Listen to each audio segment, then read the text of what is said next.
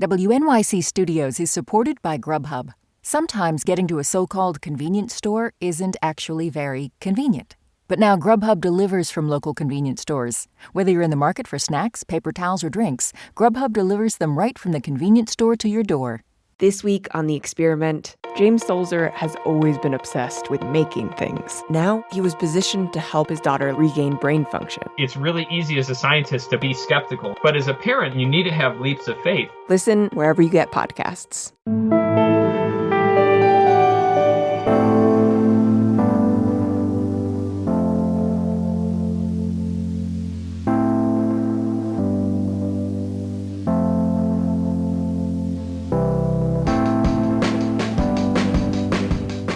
This is The Takeaway. I'm Melissa Harris Perry. $7 billion. When the final U.S. troops left Afghanistan in August, there was still $7 billion of Afghan central bank assets locked away in the Federal Reserve in the U.S. $7 billion that the new Taliban government claims belongs to them. $7 billion that could finally pay damages to the families of those who were killed on 9/11. But perhaps most urgently, this $7 billion, well, it could provide valuable relief for the Afghan people who are facing a dire humanitarian crisis in a nation we occupied for 2 decades. After our withdrawal from Afghanistan, U.S. sanctions on the Taliban have impacted the broader functioning of the entire Afghan government, including schools and hospitals, which cannot buy food for the patients or gas to heat their buildings. Representative Pramila Jayapal speaking on the floor of the House about the crisis earlier this month. The New York Times reports that according to aid organizations, starvation could kill 1 million children this winter. These fatalities could far exceed civilian deaths resulting from 20 years of war. Due to the reliance on foreign aid during the decades of U.S. occupation, the American withdrawal has led to economic distress throughout Afghan society. As reporter Ali Latifi told The Takeaway last month. The poorest of the poor have always been poor in Afghanistan, including during the last 20 years. But now even the people who had managed to rise up, now they're wondering, what are they going to do when their money runs out? And for a lot of them, it either already has run out or it's very close to running out at this point. This week, President Biden signed an executive order that would split the $7 billion in half, giving just over half of it to support humanitarian aid in Afghanistan. And the other $3.5 billion would be freed up for a group of relatives of victims for the September 11th attacks who filed a lawsuit against the Taliban 20 years ago. This money could be used to pay those damages. So I sat down with Charlie Savage, New York Times national security and legal reporter and author of Power Wars. Charlie helped to explain why Biden is proposing a split of these funds and why he's facing criticism. We have to go back to August of last year when the government of Afghanistan for the last 20 years abruptly dissolves. President of the country, and a lot of other top officials flee as the Taliban are taking over. And one of the officials who fled was the acting president of the Afghanistan Central Bank, known as DA Bank, or DAB sometimes. DAB had deposited in the vaults of the New York Fed about $7 billion worth of various assets, gold, bonds, currency in other countries and so forth, that had largely accumulated over the last 20 years as a result of that government trying to get past the Taliban period and becoming a somewhat normal government in which lots of foreign aid was coming in and the country was having currency circulating and it was buying a lot of foreign goods, a huge import of food and equipment and other things coming in, paid for with foreign aid. And all that international trade developed a surplus of foreign currency reserves, which accumulated in the vaults of several overseas banks, the largest of which was in New York, where this $7 billion was happening. So the bank in New York made those funds unavailable for withdrawal because there was no longer a person who clearly had authority to take that money out. The same way as if I died, my savings account might be frozen, colloquially speaking, until the law decided who was my heir who could access that account. And all right, so Charlie, one quick thing I just want to be sure that I'm clear about. When you're talking about funds accumulating in a vault, like in my head, I'm at like Gringotts in Harry Potter, and there's literally a pile of gold getting higher. Are these physical resources or are these digital dollars? I think it's some of both. There's even gold there, I think, from before the original Taliban era. Your listeners might remember a movie called Die Hard with a Vengeance about a heist to steal a bunch of gold that was being stored in vaults under the streets of New York City.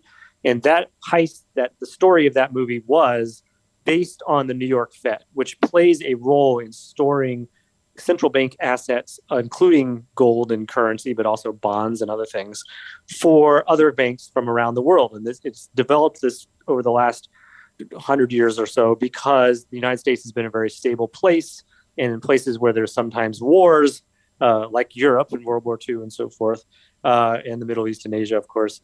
If one country is swept over by another, what's in bank vaults tends to get looted. And so the New York Fed has played a role in being a repository of central bank funds for countries around the world for a very long time, Afghanistan among them. And that's the money we're talking about here. So in September, while everyone is still kind of reeling from the Taliban takeover, the first order of business was the evacuation effort for people who were trying to get out at the Kabul airport and so forth. A plaintiff group made up of about 150 relatives of victims of 9/11, comprising about 50 victims of the 3,000 who died, who had long ago sued the Taliban, among other bad actors like Al-Qaeda, for responsibility for their losses, and won a default judgment because, of course, the Taliban and Al-Qaeda didn't show up in a New York courtroom to defend themselves. So they had this default judgment from a judge saying, yes, the Taliban and these other people are responsible for your losses, and they owe you several $billion in compensatory and pain and suffering and so forth damages, punitive damages.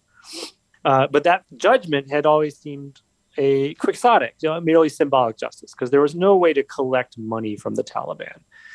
Except now, maybe there was all of a sudden. And so lawyers for that group, there's a lot of groups like that, but just one of those groups, convinced a judge to send a U.S. Marshal to the Federal Reserve Bank in New York and deliver a writ of attachment, which means locking down those funds so that to start the process of taking them to pay off this old lawsuit judgment debt. And the Biden administration then stepped in and said, wait a minute, this has all kinds of foreign policy implications, et cetera. The U.S. government needs to tell the court what it thinks should happen.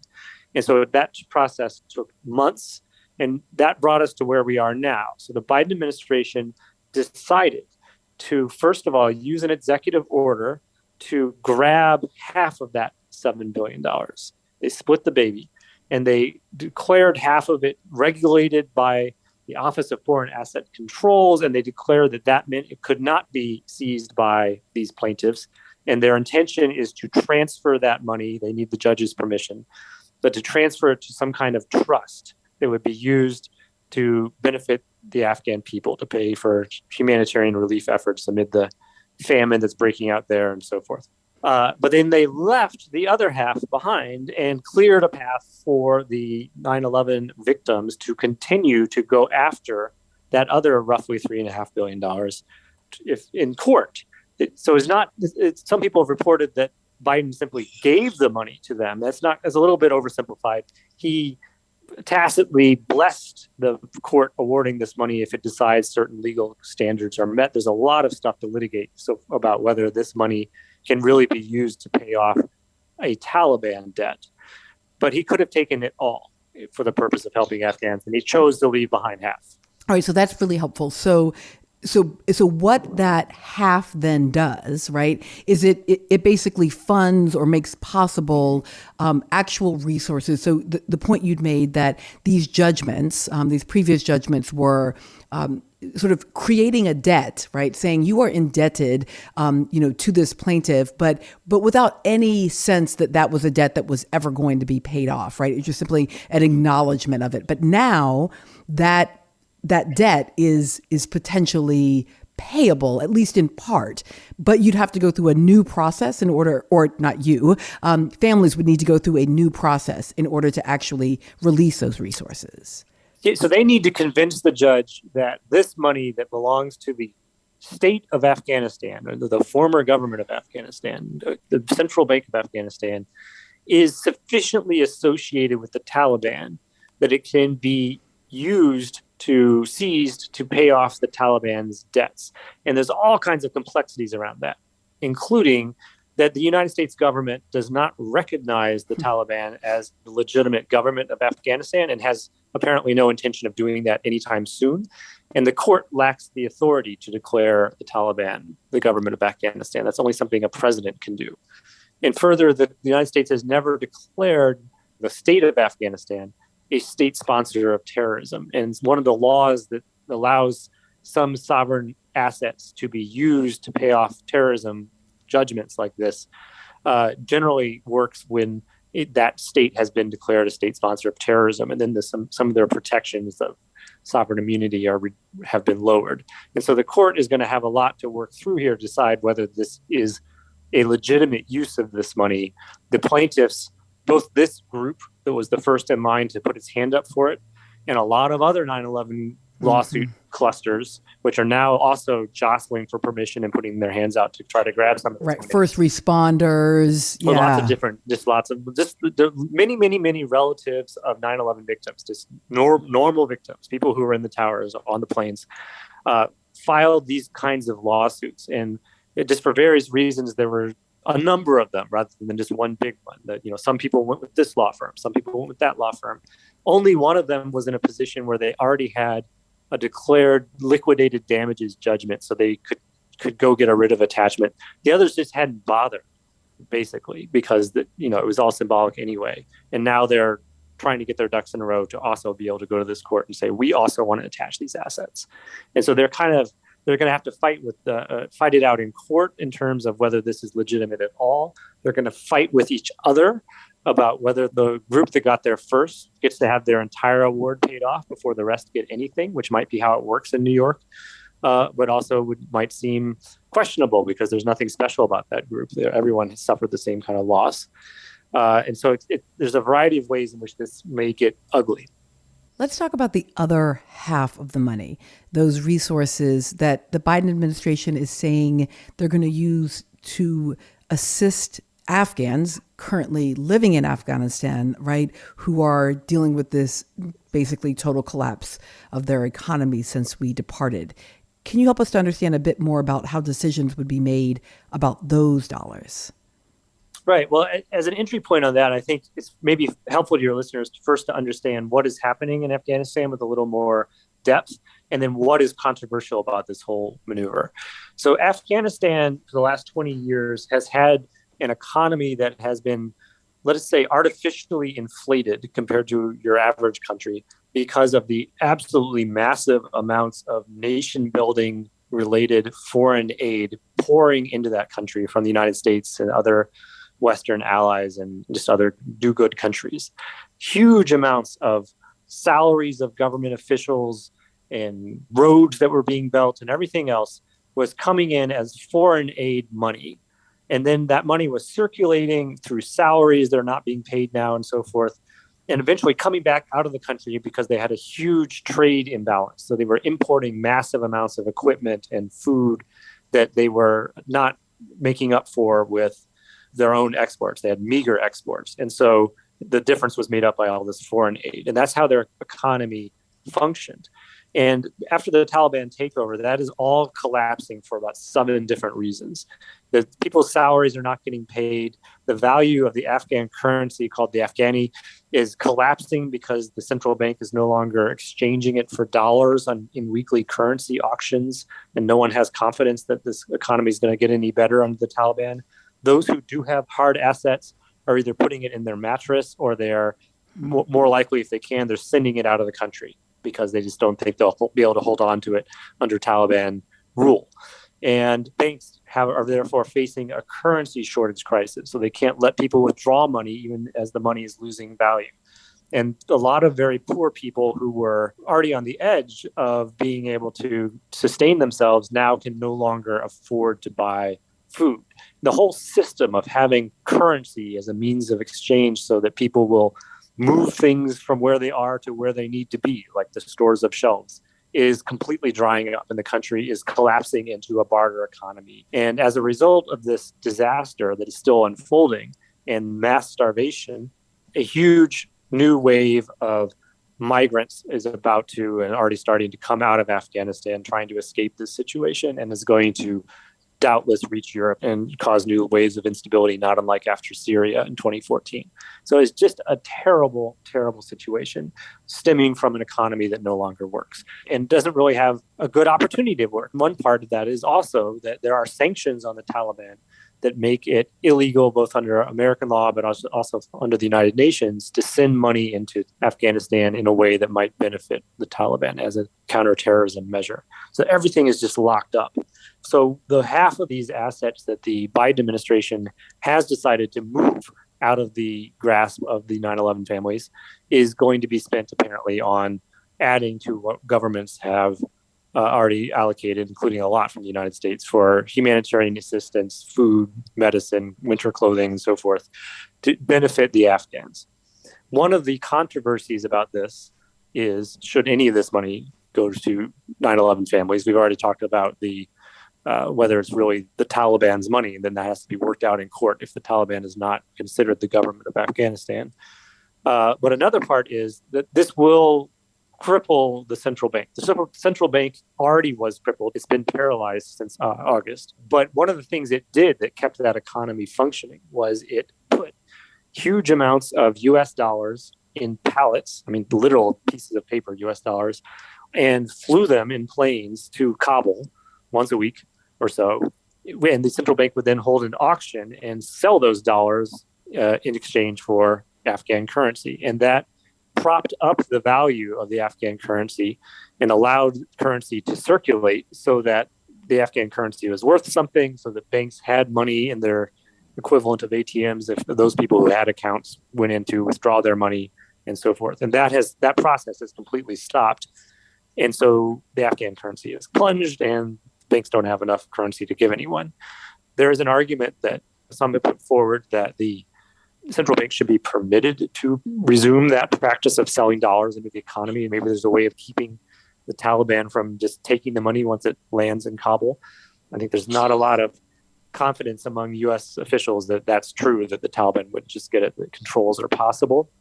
But I think there's also a lot of skepticism that that would actually solve the problem. Because of all these other problems with the economy I've discussed, the suspicion is if you're an Afghan and you suddenly can get some of your stored wealth, you're not going to just resume normal functioning and go out and buy a car or buy some fuel or buy whatever. And so the normalcy resumes. You will do what everyone else who's been able to has already done, which is send it out of the country to preserve it from just being lost in the Taliban takeover environment. And so there might be a one-time infusion of capital, but it won't make the economy work. And then the bank will be out of money anyway. And probably a lot of that money goes to the Taliban. Right, the dollars would just flow through, but then immediately right back out. Yeah, to the extent the Taliban don't just grab it for their own presumably nefarious ends. And so it's just a terrible, terrible situation for the people of Afghanistan and for the world, really, that doesn't have an easy answer. And I think the Biden administration itself was in a somewhat of a no-win situation. Once they stepped in, once they intervened at all, if they had taken all of the money to help the Afghans, they would have faced doubtless domestic political blowback. There would have been, Republicans on the House floor, maybe Democrats representing New Yorkers, especially too, saying they had thrown 9/11 families under the bus. So they split the baby and took half instead of all for that purpose. But that means now they are seen as having helped, even though this court still needs to figure it out. These 9/11 families take money, and from people who don't like the 9/11 family solution, that's, you look on the internet or protests in Kabul, right? It's being portrayed as stealing money from starving babies in Afghanistan. Of course, the 9/11 families themselves have a very sad story to tell, and they've been looking for years to make some use out of these judgments that they went to court and legitimately obtained to compensate them for the losses of their loved ones on 9/11 too. And so it's all just terrible in many different directions. Because of the complexity of this, and thank you for walking us through this very complex set of both legal and fiscal and international concerns, do you expect this to become politically important for the president and for Democrats and Republicans going into the midterms? Or is this just one of those things that is a bit too complex in all of its multiple shadings to make a difference to voters at the ballot box? Well, that's an interesting question. I think a lot of the criticism from the vantage point of those who didn't think the 9/11 family should get any of this money is coming from abroad, not exclusively. This looking at the Twitter conversation, there's a number of people here who think that. In fact, I quoted a 9/11 victim with a group called 9/11 Families for Better Tomorrows or More Peaceful Tomorrows or something like that, sort of left-wing group that took that position. But in terms of affecting the ballot box, they probably did, by leaving behind half the money for the families to go after, avoid creating a new political vulnerability for sort of demagoguery against them. And it is an unbelievably complicated issue, as we've been discussing. So it doesn't seem like it's reducible to political, election sloganeering as well as some others. It seems to me, therefore, I would be surprised if this becomes a midterm election issue. Charlie Savage is a New York Times national security and legal reporter and author of Power Wars. Charlie, thank you so much for joining us and for walking us through all of that. My pleasure. Thanks for having me on.